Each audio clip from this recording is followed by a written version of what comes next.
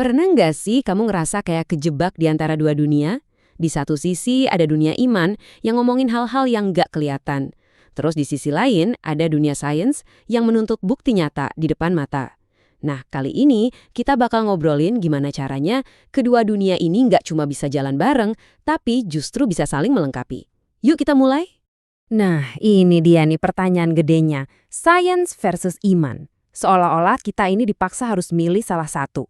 Di pojok kanan ada bukti, data, dan fakta yang katanya nggak bisa dibantah. Terus di pojok kiri ada keyakinan, ada iman yang menggerakkan hati. Apa benar ini pertarungan hidup mati? Atau jangan-jangan selama ini kita salah nonton pertandingannya? Iya, kita tahulah ya di dunia kita sekarang, sains itu seolah-olah jadi rajanya. Sains yang menentukan mana yang nyata dan mana yang enggak, semua berdasarkan apa yang bisa kita lihat, kita ukur, dan kita buktikan. Nah, tapi Alkitab justru nawarin sudut pandang yang beda banget. Kita hidup oleh iman, bukan oleh penglihatan. Disinilah letak ketegangannya. Sains itu nuntut, coba tunjukin buktinya, sementara iman itu ngajak kita untuk percaya, bahkan saat kita sama sekali nggak bisa melihat. Terus gimana cara kita nyatuin dua hal ini? Oke, ini dia kuncinya. Jadi gini, musuh yang sebenarnya itu bukan sains. Sama sekali bukan. Sains itu anugerah. Yang jadi masalah itu isme yang nempel di belakangnya. Sainstisme. Nah, ini adalah sebuah ideologi yang nyamar jadi sains. Coba kita bedah bareng-bareng ya.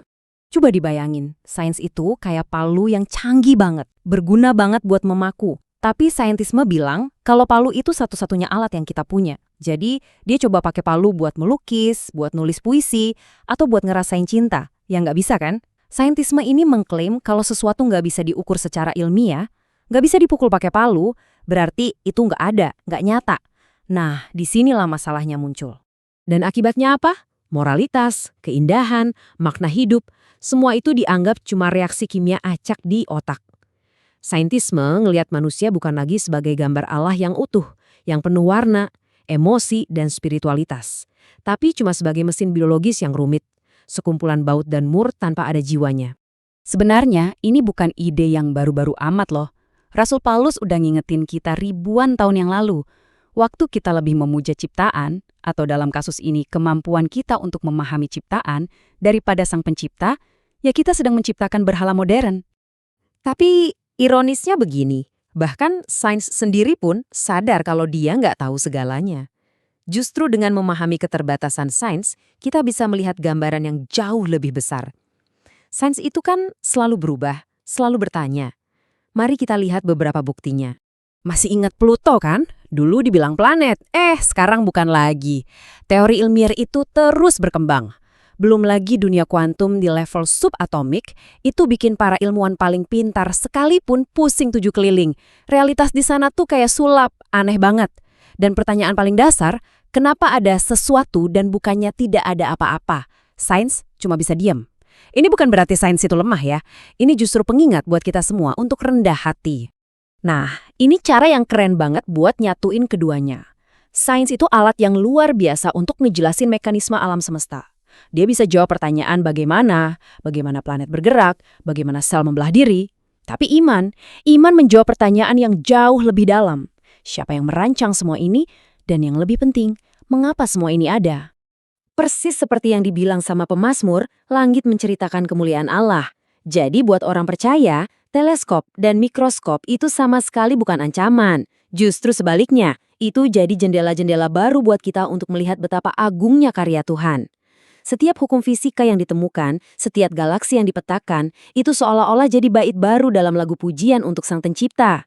Jadi solusinya gimana dong? Bukan dengan membuang sains tentu saja, tapi dengan mengganti kacamata yang kita pakai.